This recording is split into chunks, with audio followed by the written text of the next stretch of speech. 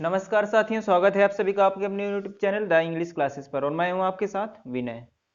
तो आज हम लोग थोड़ा कुछ हट कर पढ़ेंगे, है ना। हट कर के मतलब क्या है, तो वर्ब में ही अगला टॉपिक। अब मेन वर्ब के पार्ट हमने पढ़ा दिए थे, फाइनाइट वर्ब, इनफाइनाइट, ट्रांजिटिव और इंट्रांजिटिव। ठीक, अब इसके बाद पढ़ना है ऑक्सिलरी वर्ब क्या होता है। Auxiliary verb, auxiliary verb. अब कुछ लोग कहेंगे कि ऑक्सिलरी वर्ब तो हमने सुना नहीं था, हमने सुना था हेल्पिंग वर्ब। ठीक, तो यही ऑक्सिलरी वर्ब हेल्पिंग वर्ब बन जाता है और यही मेन वर्ब के जैसा काम करता है।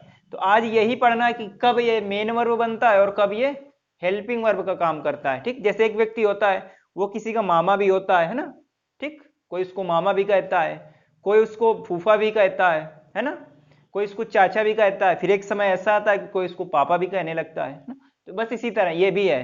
तो ऑक्सिलरी वर्ब, ये हेल्पिंग वर्ब इसको कोई कहेगा और मेन वर्ब भी कहा जाएगा। तो अब यही पढ़ना है। तो हेडिंग क्या पढ़नी है आज, रोल ऑफ। रोल का मतलब होता है कार्य यानी भूमिका, इसकी भूमिका क्या है, तो role of auxiliary verb. Auxiliary verb यानी सहायक क्रिया की भूमिका क्या है, रोल क्या है। ठीक, सेंटेंस में। ठीक, तो आज हम लोग लिखेंगे। तो वर्ब की कितनी फॉर्म होती हैं, 5। तो वर्ब की फर्स्ट फॉर्म, है ना, सेकेंड होगी, थर्ड होगी, फोर्थ होगी और फिफ्थ होगी। तो आज यही लिखना है। ठीक, तो लिखिए यहां से, वर्ब की first form, second form, third form, fourth form और फिफ्थ फॉर्म। ठीक, ये वर्ब की फर्स्ट फॉर्म।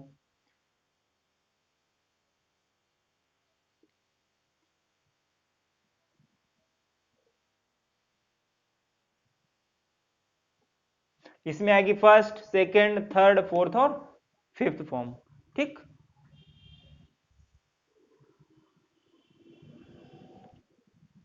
अब ये किस लिए छोड़ा, तो इसी में लिखना है। अब क्या लिखना है, पहले लिखना है वर्ब टू बी। क्या लिखना है, वर्ब टू बी। ठीक, तो पहले लिखेंगे verb to be. Be means क्या होता है, होना। तो होने वाली वर्ब कौन सी है, वर्ब टू बी। बी का मतलब होना। अब होने का बोध कौन कराता है, जैसे वह डॉक्टर है ना, वह इंजीनियर है। ठीक, तो होना वाली वर्ब कौन कौन सी होती है, तो वर्ब की फर्स्ट फॉर्म में कौन कौन आता है, तो एम और आर। कौन सा, एम और आर। वर्ब की फर्स्ट फॉर्म में एम और आर। सेकंड फॉर्म में कौन आता है, तो वाज और वर। कौन आता है, वाज और वर। ठीक, फर्स्ट फॉर्म में एम और आर, सेकंड फॉर्म में वाज और वर। थर्ड फॉर्म में कौन आता है, been, B double E E N, B double E N, been आता है। ठीक, अगला फोर्थ फॉर्म में कौन सा आता है, तो being, B E I N G. अब ये फोर्थ फॉर्म कैसे बनता है, तो वर्ब की फर्स्ट फॉर्म में आई एन जी जोड़ दो। तो देखो बी ई फर्स्ट फॉर्म था, आई एन जी जोड़ दिया तो बींग, है ना। अब फिफ्थ फॉर्म कौन सी होगी, तो फिफ्थ फॉर्म इज। कौन सी होगी, इज, आई एस, इज। तो ये हो गया वर्ब टू बी। तो फर्स्ट फॉर्म एम और आर, सेकंड में वाज और वर, थर्ड में बीन, V4 में बींग, V5 में इज। ठीक, अब ये कहोगे तो इसमें दो दो वर्ब हैं, ये भी दो वर्ब हैं। हमने तो पढ़ा था कि वाज आता है सिंगुलर में, और ये वाज पढ़ा था कि वर्ब की सेकेंड फॉर्म ना तो सिंगुलर ना ही प्लूरल होती है, ये तो सिंगुलर आ गया। ठीक, तो ये जो वर्ब टू बी होती है, कौन सी, वर्ब टू बी, ये वीक वर्ब होती है। कौन सी, वीक फॉर्म होती है, ये वर्ब की वीक फॉर्म होती है, कमजोर रूप होती है। ठीक, जैसे ढीला ढीला आदमी नहीं होता है, तो उसको चाहे जैसा काम बता दो इसी में कर लेता है ना। चाहे जैसा कर दो, हाँ हाँ सब हाँ मिलाते रहता है, वह इसका काम है। तो ये देखो वाज और वर्ब एम आर। ठीक, तो ये वीक फॉर्म है। अगली, अगला कौन सा, तो verb to do. Verb to do, do means होता है करना, तो करने वाला बोल जो करवाएगी वर्ब। तो वर्ब टू डू, डू का मतलब करना। अब इसमें फर्स्ट फॉर्म कौन सी होती है, तो do, D O do, do. Second form कौन सी होती है इसमें, डिड, डी आई डी। ठीक, डू, डिड। अब थर्ड फॉर्म डन, कौन सी, डन, DONE। फोर्थ फॉर्म इसी डू में आईएनजी जोड़ देना है तो doing, DOING, doing. Fifth form S या ES जोड़ दो तो DOES, डच, नाम तो सुना ही होगा, है? तो डू और डज, तो डू, डिड, डन, डूइंग और डज। तो डू मीन्स करना। अगला, अगली कौन सी फॉर्म है, तो वर्ब टू हैव, कौन सी, verb to have. Have means रखना, हैव का मतलब रखना। जैसे बोलते नहीं कि उसके पास 500 रुपए हैं, यानी वो 500 रुपए रखता है ना। उसके पास 2 साइकिलें हैं, यानी उसके पास 2 साइकिलें रखता है वो, ठीक। तो उसके पास या रखने का मतलब हैव, तो verb to have, have means रखना। अब ये हैव, अब इसकी फर्स्ट फॉर्म कौन सी होती है, हैव, HAVE, हैव। इसकी सेकेंड फॉर्म हैड, HAD। इसकी थर्ड फॉर्म हैड। अब ये बड़ा दिक्कत करता है कि इसको कैसे पहचाने कि सेकंड फॉर्म है कि थर्ड फॉर्म है। तो वीडियो के लास्ट तक बने रहिए, सब कुछ बताया जाएगा कि कब सेकंड फॉर्म होगी तो कब थर्ड फॉर्म होगी, ठीक। कोई घबराने की बात नहीं है। तो have, had, had. Fourth form में आईएनजी जोड़ना है, ठीक। तो HAVING, HAVING। अब फिफ्थ फॉर्म HAS, हैज, ठीक। अगला, अगला क्या कहता है, वर्ब टू विल, कौन सी, वर्ब टू विल, ठीक। विल मीन्स होता है इच्छा करना या इच्छा होना, ठीक, इच्छा होना। जैसे बोलते हैं ना, मुझे ये खाने की इच्छा हो रही है ना, वहां जाने की इच्छा हो रही है, तो इच्छा होना, verb to will. Will means क्या होता है, इच्छा।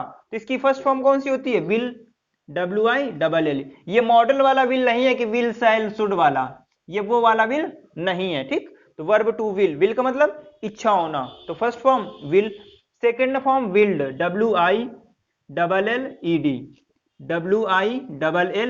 इसमें भी देखो सेम आ गया। तो कब पहचानेगी कि सेकेंड है कब थर्ड है, तो सब कुछ बताया जाएगा। तो विल, विल्ड, विल्ड। बस आपको क्या करना होगा, वीडियो को शेयर करना होगा ना, लाइक करना होगा, ठीक। तो लाइक नहीं आते हैं तो लाइक भी करना होगा।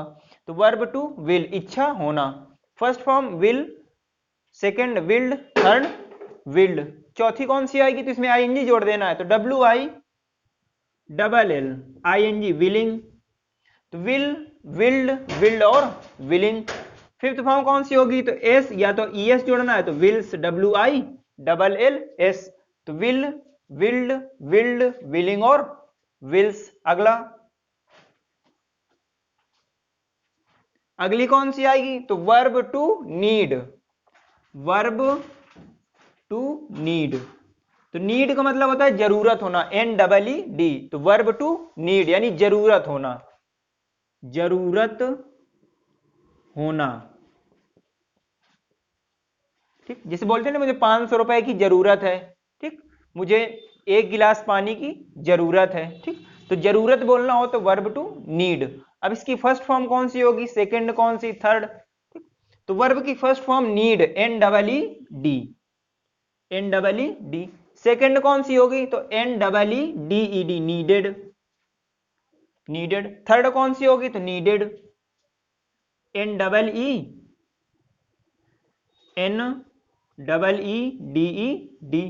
फोर्थ कौन सी होगी, तो आईएनजी जोड़ देना है, नीडिंग, NEEDING। फिफ्थ कौन सी होगी, तो S जोड़ देना है, नीड्स, NEEDS, नीड्स। अब एक और लास्ट में लिख लेनी है।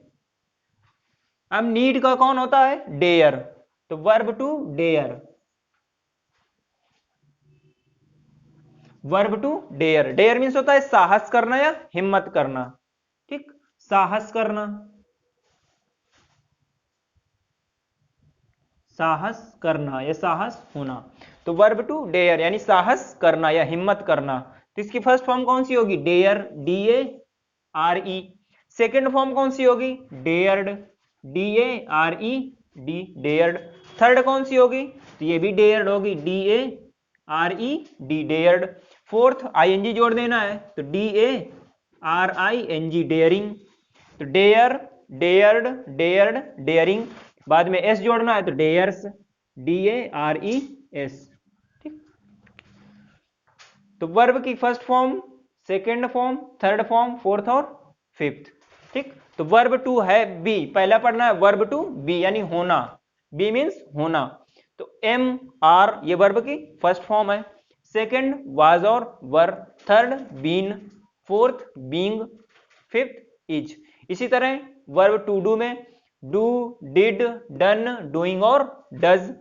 वर्ब टू हैव में रखना, हैव मीन्स रखना, तो have, had, had, having, has. फिर verb to will, will means इच्छा होना, तो विल, विल्ड, विल्ड, विलिंग और विल्स। फिर अगला वर्ब टू नीड जरूरत होना, नीड, नीडेड, नीडेड और नीडिंग, बाद में नीड्स फिफ्थ फॉर्म। फिर वर्ब टू डेयर यानी साहस करना या हिम्मत करना, तो डेयर, डेयर्ड, डेयर्ड, डेयरिंग और डेयर्स। ठीक, तो अब इसको पढ़ना है कौन सिंगुलर होता है, कौन प्लूरल, कौन मेन वर्ब में यूज होता है, कौन हेल्पिंग वर्ब जैसा काम करेगा। ठीक, तो जो वर्ब की फर्स्ट फॉर्म होती है कौन सी, फर्स्ट फॉर्म, इसको हमने बताया था कौन सी फॉर्म होती है, प्रेजेंट फॉर्म, प्रेजेंट फॉर्म होती है। ठीक, प्रेजेंट फॉर्म, और ये सिंगुलर भी, कैसी, सॉरी प्लूरल, प्लूरल। तो जो वर्ब की फर्स्ट फॉर्म होती है ये प्रेजेंट फॉर्म और प्लूरल वर्ब होती है, लेकिन जो सेकंड होती है ये पास्ट, कौन सी, पास्ट टेंस में यूज होती है यानी पास्ट फॉर्म है। तो प्रेजेंट टेंस होगा सिंपल प्रेजेंट, तो वर्ब की फर्स्ट फॉर्म, पास्ट टेंस होगा यानी सिंपल पास्ट टेंस होगा तो वर्ब की सेकंड फॉर्म। ये ना तो सिंगुलर ना ही प्लूरल, यानी ये सिंगुलर और प्लूरल दोनों में एक जैसा काम करती है। ठीक, फिर इसी तरह वर्ब की थर्ड फॉर्म, ये भी ना सिंगुलर होती है ना ही प्लूरल। फोर्थ फॉर्म, ये भी ना तो सिंगुलर ना ही प्लूरल। लेकिन जो वर्ब की फिफ्थ फॉर्म होती है ये प्रेजेंट टेंस में होती है, किसमें, यानी कि वर्ब की फर्स्ट फॉर्म और फिफ्थ फॉर्म हमेशा सिंपल प्रेजेंट टेंस में यूज होती है, किसमें, सिंपल प्रेजेंट टेंस में। तो वर्ब की फर्स्ट फॉर्म प्रेजेंट ये प्लूरल होती है और ये सिंगुलर होती है, वर्ब की फिफ्थ फॉर्म सिंगुलर। ठीक, तो वर्ब की फर्स्ट फॉर्म प्लूरल होती है और वर्ब की फिफ्थ फॉर्म सिंगुलर होती है। ठीक,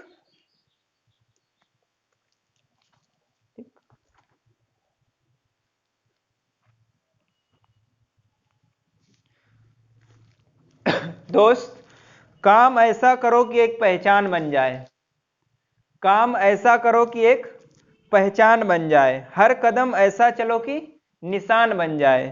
ठीक, यहां जिंदगी तो हर कोई काट लेता है, यहां जिंदगी तो हर कोई काट लेता है, जिंदगी जियो इस कदर की मिसाल बन जाए। ठीक,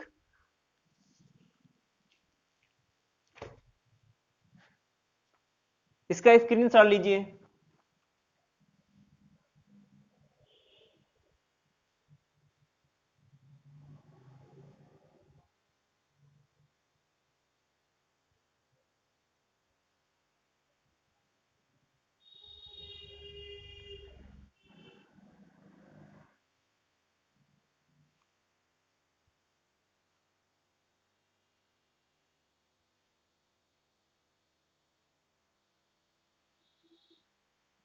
ले लिया। अब देखिए हम दो सेंटेंस लिख रहे हैं, उसी से पता चलेगा आपको कि हेल्पिंग वर्ब की जैसा काम कर रही है कि मेन वर्ब की जैसा। ठीक, तो एक बात हमने जब वर्ब पढ़ाना शुरू किया था तब बताया था कि बिना मेन वर्ब का कोई सेंटेंस नहीं होता। ठीक, बिना मेन वर्ब का कोई सेंटेंस नहीं होता है, लेकिन हेल्पिंग वर्ब हो या ना हो, लेकिन एक सेंटेंस में बिना मेन वर्ब के वो सेंटेंस हो ही नहीं सकता है। ठीक, फिर उसको फ्रेज कहते हैं। ठीक, तो जब तक सेंटेंस में मेन वर्ब नहीं होगी तब तक उसको सेंटेंस नहीं कहेंगे। तो पहला एग्जांपल क्या लिख रहे हैं, जैसे लिखा हमने राम हैज, बिल्कुल सिंपल, ए पेन, सब कोई जानता होगा इसका मतलब क्या होता है, Ram has a pen, Ram एक पेन रखता है या राम के पास एक पेन है। दूसरा सेंटेंस लिखा इसी में हमने, Ram has, Ram has gone Delhi. पहला सेंटेंस लिखा हमने राम हैज ए पेन, दूसरा लिखा राम हैज गॉन दिल्ली। ठीक, अब ये हैज लिखा है और ये हैज लिखा है। ठीक, अब ये हैज किस रूप में आ रहा है और ये हैज किस रूप में आ रहा है, तो बिल्कुल ध्यान से देखना। ठीक, क्या देखना है कि सब्जेक्ट होगा, फिर इसके बाद वर्ब होगी। क्या होगी? वर्ब होगी। ठीक, यानी ऑक्सिलरी वर्ब होगी, ऑक्सिलरी वर्ब। इसके बाद अगर कोई नाउन है, क्या है? सब्जेक्ट होगा, ऑक्सिलरी वर्ब, इसके बाद नाउन होगा, तो यही ऑक्सिलरी वर्ब, ठीक, मेन वर्ब का काम करती है। किसका? मेन वर्ब का। ठीक, तो ये देखो मेन वर्ब में लिखा होता है हैव मीन्स रखना, मेन वर्ब है। तो have, first form have, had, had, having, has. ठीक, तो सब्जेक्ट के बाद हेल्प ऑक्सिलरी वर्ब और नाउन, यानी ऑक्सिलरी वर्ब के तुरंत बाद नाउन है।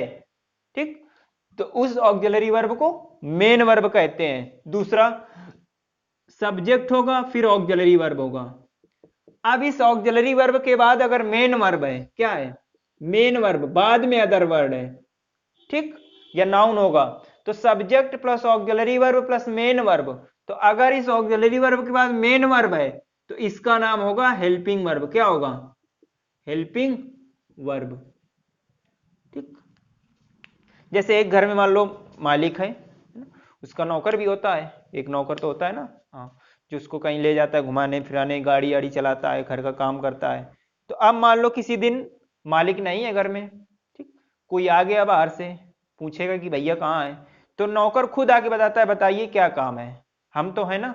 ठीक, तो वही नौकर मालिक का काम करने लगता है। तो बस वही ये नौकर है, ये ऑक्सिलरी वर्ब नौकर है, इसमें मालिक नहीं था यानी मेन वर्ब नहीं थी, तो ये किसका काम कर रहा है? मालिक का, यानी मेन वर्ब का। इसमें मालिक था ही तो ये नौकर का ही काम करेगा। तो subject plus auxiliary verb plus main verb plus other word, तो इसमें ऑक्सिलरी वर्ब हेल्पिंग वर्ब का काम करेगा। ठीक, तो subject plus auxiliary verb plus main verb plus other word, तो ये ऑक्सिलरी वर्ब हेल्पिंग वर्ब का काम कर रहेगा। किसका? हेल्पिंग वर्ब का। ठीक, तो देखिए पहला सेंटेंस लिखा है राम हैज ए पेन, तो ये देखो वर्ब है, ठीक, ऑक्सिलरी वर्ब है ना, ये नाउन है। देखो इस सेंटेंस में कहीं मेन वर्ब आया है, तो यही ऑक्सिलरी वर्ब मेन वर्ब का काम करेगा। किसका? मेन वर्ब का काम करेगा। फिर इसमें देखो ये राम सब्जेक्ट हुआ, हैज देखो ये आ गया ऑक्सिलरी वर्ब, ये देखो गॉन वर्ब आ गई ना, मेन वर्ब, ये गो की थर्ड फॉर्म लिखी है, और ये अदर वर्ड हो गया। तो ये देखो इसमें मेन वर्ब है, तो अब इसमें ऑक्सिलरी वर्ब किसका काम करेगी? हेल्पिंग वर्ब का। तो राम हैज गॉन दिल्ली, तो इसमें हैज की हिंदी कुछ नहीं होगी, यानी ऑक्सिलरी वर्ब की कोई भी हिंदी नहीं होती है। ये मेन वर्ब है तो इसकी हिंदी क्या हुई? राम के पास एक पेन है, यानी राम एक पेन रखता है, तो इस हैज की हिंदी रखना होगी, लेकिन इस हैज में इसकी हिंदी रखना नहीं होगी। तो राम हैज गॉन दिल्ली, यानी राम दिल्ली गया है। ठीक, तो राम हैज ए पेन, ये मेन वर्ब का काम कर रहा है, और यहां पे हेल्पिंग वर्ब का काम कर रहा है। ठीक, तो देखो एक ही वर्ब है लेकिन रोल उसके अलग अलग हैं, बाकी सब इसी तरह काम करते हैं, इसी के रोल पे। ठीक, तो इसको लिख लीजिए Ram has a pen, Ram has gone Delhi. तो इसको किस तरह से लिखना है? तो ये बनाइए स्टेटमेंट, किसको? इसको ऐसे लिखिए subject plus auxiliary verb plus noun. अब ऑक्सिलरी वर्ब का नाउन होगा तो इसी एवी यानी ऑक्सिलरी वर्ब का नाम मेन वर्ब होगा। ठीक, हमने कहा था कि बिना मेन वर्ब का कोई सेंटेंस नहीं होता। अगर इसको मेन वर्ब नहीं मानेंगे तो इसमें कहां मेन वर्ब रहेगी? नहीं रहेगी ना, तो इसलिए ये गलत हो जाएगा, तो इसलिए इसको मेन वर्ब है, ऐसे याद रख लिए। फिर इसमें देखो मेन वर्ब है, ठीक, तो ये हेल्पिंग वर्ब। अब फिर एक बात हमने बताई थी कि एक सेंटेंस में दो मेन वर्ब नहीं होती है, तब भी ये देखो हेल्पिंग वर्ब का काम कर रहा है। ठीक, तो सब्जेक्ट ऑक्सिलरी वर्ब और नाउन, इसमें subject auxiliary verb main verb और अदर वर्ड। ठीक, तो इसको भी नोट करिए और उसको नोट करिए, इसके बाद एग्जांपल में इन दोनों को लिखिए। ठीक, जल्दी लिखिए।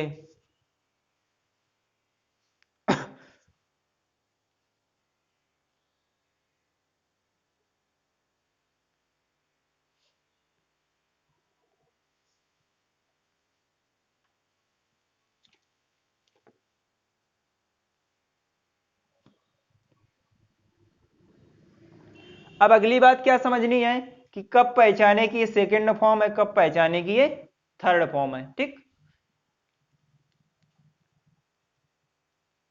लिखिए, ये लिख गया होगा ना, इसको अरेंज करना है। ठीक, स्क्रीनशॉट ले लीजिए।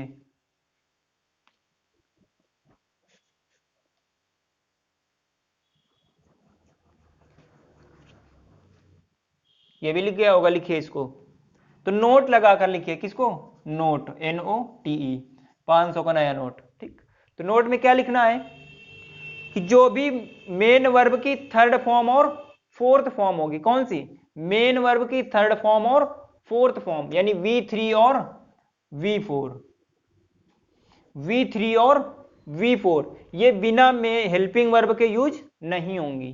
ठीक, एक बात याद रखनी है, V3 और V4 बिना हेल्पिंग वर्ब की सहायता के यूज नहीं होगी, यानी सेंटेंस में ये अकेले कभी भी नहीं आ सकती हैं। ठीक, एग्जाम्पल से समझ में आएगा कब ये होगा कब नहीं होगा, थर्ड फॉर्म फोर्थ फॉर्म कैसे यूज होगा। तो V3 और V4 लिखिए, कभी भी, हिंदी में लिख लीजिए, कभी भी अकेले अकेले यूज नहीं होती हैं। अकेले का मतलब है कि बिना हेल्पिंग वर्ब के यूज नहीं होती हैं। ठीक, यानी इनके साथ कोई ना कोई हेल्पिंग वर्ब जरूर लगेगी। ठीक, जैसे पहला सेंटेंस लिखा हमने, he had he had gone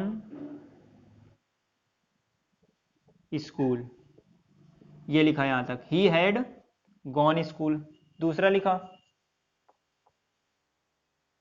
he had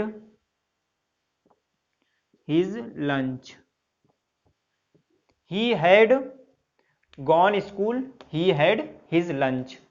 अब देखो इसमें भी लिखा हुआ है सब्जेक्ट, ये भी सब्जेक्ट है, इसमें भी देखो हेड लिखा है, इसमें भी हेड लिखा है। तो अब कैसे पहचाने कि ये हेड सेकेंड फॉर्म है कि ये हेड थर्ड फॉर्म है? क्योंकि देखो हेड दोनों में था ना, सेकेंड में भी और थर्ड में। तो हमने एक बात अभी बताई है कि जित वर्ब की थर्ड फॉर्म और फोर्थ फॉर्म कभी भी अकेले यूज नहीं होगी, यानी इनके साथ मेन वर्ब आएगी ही आएगी। ठीक, यानी इनके साथ मेन वर्ब आएगी ही आएगी। ठीक, तो ये अकेले यूज कभी नहीं होंगी, वर्ब की सेकंड सॉरी थर्ड फॉर्म और फिफ्थ फॉर्म। ठीक, इनके साथ हेल्पिंग वर्ब आएगी ही आएगी। तो ये देखो लिखा है हैड।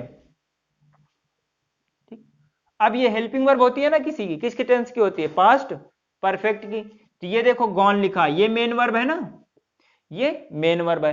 अब अगर ये मेन वर्ब है तो ये थर्ड फॉर्म नहीं होगी, ना ही सेकंड होगी, तो क्या होगी? ये हेल्पिंग वर्ब होगी। ठीक, हेल्पिंग वर्ब। अब इसमें हैड देखो क्या है, ही हैड हिज लंच। तो देखो इसमें नाउन वर्ब है क्या? कोई वर्ब नहीं है। ठीक, अब ये हैड अगर इसको मानते हो V3, क्या मानते हो? V3, थोड़ी देर के लिए मान लिया कि V3 है, तो अब V3 है तो इसके पहले मेन हेल्पिंग वर्ब है क्या? अगर ये V3 मेन वर्ब है, यानी V3 इसको मान रहे हो, तो क्या हेल्पिंग वर्ब है इसके पहले? नहीं है ना, तो ये सब्जेक्ट है और ये डायरेक्ट V3 आ गया। तो इसका मतलब ये हमने बताया था V3 और V4 कभी अकेले यूज नहीं होती हैं। तो ये देखो अकेले आ गया, इसका मतलब ये V3 नहीं है, ये क्या होगी? वर्ब की सेकेंड फॉर्म होगी, यानी सेकेंड फॉर्म आ जाती है, तो वर्ब की सेकेंड फॉर्म। ठीक, तो जब टेंस पढ़ाएंगे बताएंगे सिंपल पास्ट टेंस का क्या होता है स्ट्रक्चर, अफर्मेटिव का, सब्जेक्ट प्लस वर्ब की second form plus other word. तो देखो वर्ब की सेकंड फॉर्म आ गई अदर वर्ड, यानी ये सिंपल पास्ट का टेंस है और ये पास्ट परफेक्ट का है। दोनों में देखो हेड लिखा है, डिफरेंस क्या है? देखो ये V3 नहीं है, क्या है? V2 है। ही हैड गॉन स्कूल, ये मेन वर्ब का सॉरी हेल्पिंग वर्ब का काम कर रही है, और ये मेन वर्ब का, क्योंकि देखो इसमें मेन वर्ब तो नहीं है ना, तो मेन वर्ब का काम कर रही है और सेकेंड फॉर्म है, थर्ड फॉर्म नहीं है। ठीक, इसको भी लिख लीजिए।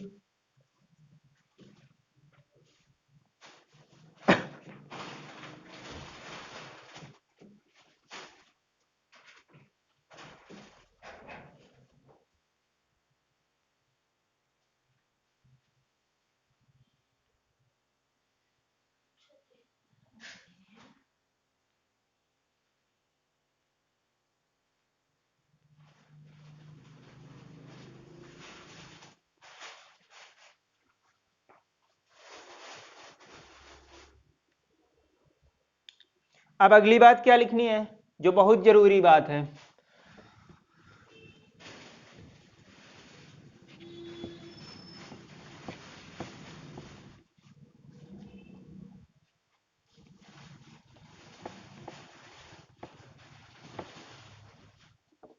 लिख लिया इसको।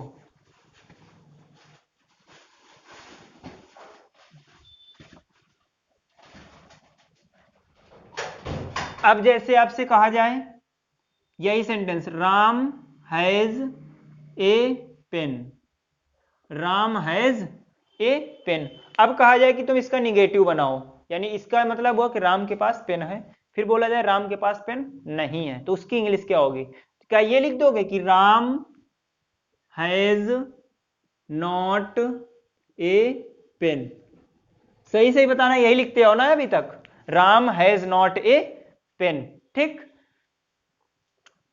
तो ये पढ़ाया भी जाता है लेकिन ये गलत है, ठीक। अब कहोगे हमने तो यही पढ़ा था कि राम हैज ए पेन का negative Ram has not a pen, ये ट्रांसफॉर्मेशन में पढ़ा जाता है ना, ठीक, रूपांतरण में। तो राम हैज ए पेन, तो Ram has not a pen इसका निगेटिव होगा? नहीं होगा। तो फिर क्या होगा? क्यों गलत है और इसका फिर सही क्या होगा? ठीक, तो एक बात नोट कर लो, नोट,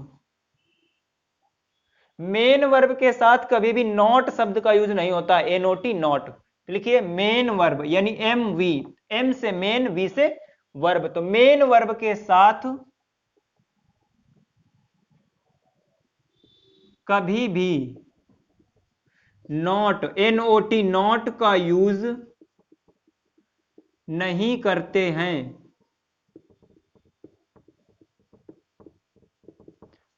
मेन वर्ब के साथ कभी भी नॉट का यूज नहीं करते हैं, ठीक। तो अब इसमें पहचानो क्या क्या ये हैज मेन वर्ब है कि हेल्पिंग वर्ब है। तो अभी हमने पढ़ाया था कि ये देखो वर्ब है, मान लो कोई वर्ब है, अब हमें नहीं पता मेन वर्ब है कि हेल्पिंग वर्ब, पहचानना बताया है अभी। अब इस वर्ब के बाद में अगर नाउन होगा, क्या होगा? नाउन होगा, तो ये वर्ब 100% मेन वर्ब होगी। कौन सी वर्ब होगी? मेन वर्ब ही होगी, चाहे इज लिखा हो, चाहे आर लिखा हो, चाहे एम लिखा हो, ठीक। जैसे बोला जाएगा कि ही इज ए डॉक्टर, क्या होगा? ही इज ए डॉक्टर, ठीक। ये इज क्या है? मेन वर्ब है इसमें। अब पूछे कोई इसमें टेंस कौन सा है, तो सिंपल प्रेजेंट टेंस है, कंटिन्यूअस ना करना, ठीक। तो ही इज ए डॉक्टर, तो मेन वर्ब के साथ कभी भी नॉट का यूज नहीं करते हैं, तो यानी कि इस हैज के साथ नॉट का यूज नहीं करना है, ठीक। तो अब नॉट का यूज करना क्या है? तो पहले इसका टेंस पहचानो, कौन सा टेंस है। तो ये देखो लिखा है सब्जेक्ट, फिर लिखी है ये वर्ब की फर्स्ट फॉर्म, सॉरी फिफ्थ, कौन सी? फिफ्थ, सब्जेक्ट वर्ब की fifth form plus other word. अब ये थोड़ा बहुत टेंस तो पढ़ा ही होगा, किस टेंस का स्ट्रक्चर है ये सिंपल प्रेजेंट का है। किसका? सिंपल प्रेजेंट का, यानी प्रेजेंट इंडेफिनिट का। सिंपल प्रेजेंट का अफर्मेटिव का है, तो सिंपल प्रेजेंट का निगेटिव का क्या होता है स्ट्रक्चर, ठीक। तो अब इसमें हमको नॉट भी जोड़ना है, तो नॉट जोड़ना है तो इसके लिए हेल्पिंग वर्ब भी लानी पड़ेगी। तो सिंपल प्रेजेंट की हेल्पिंग वर्ब क्या होती है? डू और डज, डू और डज। अब इसका यूज कब करते हैं? डू कब करते हैं और डज। तो हमने एक दिन बताया था कि अगर सब्जेक्ट सिंगुलर होगा तो डज आएगा, सब्जेक्ट प्लूरल होगा तो डू आएगा। तो राम देखो एक ही है ना, सिंगुलर है तो डज, तो राम डज लिखना है, तो राम डज। अब डज क्यों लिखना है? क्योंकि हमको नॉट यूज करना है इसके साथ नॉट नहीं होगा, तो राम डज नॉट, ठीक। अब वर्ब की कौन सी फॉर्म आती है? फर्स्ट फॉर्म, तो राम डज नॉट हैव, ये हैज कौन सी फॉर्म थी? फिफ्थ, इसकी फर्स्ट फॉर्म हैव, तो Ram does not have a pen. अब इसका निगेटिव ये बनेगा, तो राम हैज ए पेन का negative Ram does not have a pen, Ram has not a pen बिल्कुल गलत होगा, ठीक। तो Ram does not have a pen. अब इसका इंट्रोगेटिव भी बना दो, इंट्रोगेटिव, ठीक।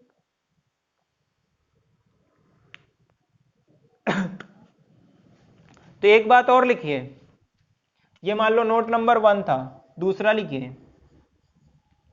दूसरा क्या है? वर्ब की सेकंड फॉर्म कौन सी? वर्ब की सेकंड फॉर्म और वर्ब की फिफ्थ फॉर्म, वर्ब की सेकंड फॉर्म और वर्ब की फिफ्थ फॉर्म, ठीक। ये हमेशा अफर्मेटिव सेंटेंस में ही आएंगी। किसमें? अफर्मेटिव सेंटेंस में, अफर्मेटिव सेंटेंस में। ये ना तो निगेटिव में आएंगी ना इंट्रोगेटिव में। तो ये क्या लिखा है? राम हैज, ये कौन सी फॉर्म है? फिफ्थ फॉर्म है ना, तो फिफ्थ फॉर्म निगेटिव में नहीं आएगी और ना ही इंट्रोगेटिव में। किस में आएगी?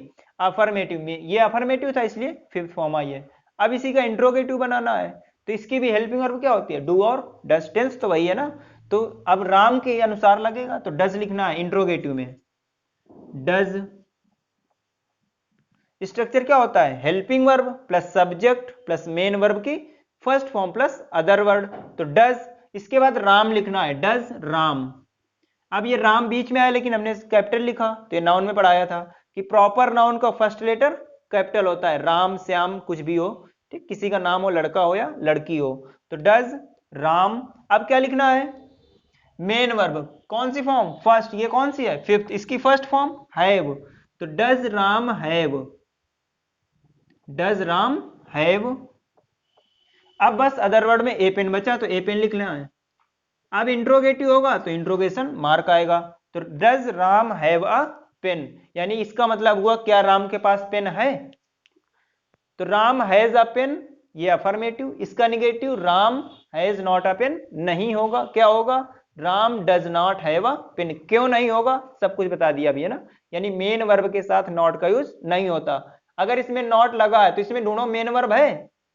अगर ये कहोगे हैज मेन वर्ब है तो हेल्पिंग वर्ब कहाँ है फिर? क्योंकि नॉट का यूज हेल्पिंग वर्ब में होता है। अब कहोगे अगर ये हेल्पिंग वर्ब है तो बिना सेंटेंस में मेन वर्ब का कोई सेंटेंस नहीं होता। अब बताओ इसमें मेन वर्ब कहाँ है ना। तो इसलिए इसमें लिखना है। इसमें देखो सब चीज मिलेगी। राम डज नॉट हैव, ये हैव क्या है? मेन वर्ब है। नॉट लगा है किसके बाद? हेल्पिंग वर्ब के साथ। देखो हेल्पिंग वर्ब भी और नॉट भी और मेन वर्ब, सब काम हो गया। तो Ram does not have a pen. Interrogative तो does Ram have a pen. ठीक, ओके बाय।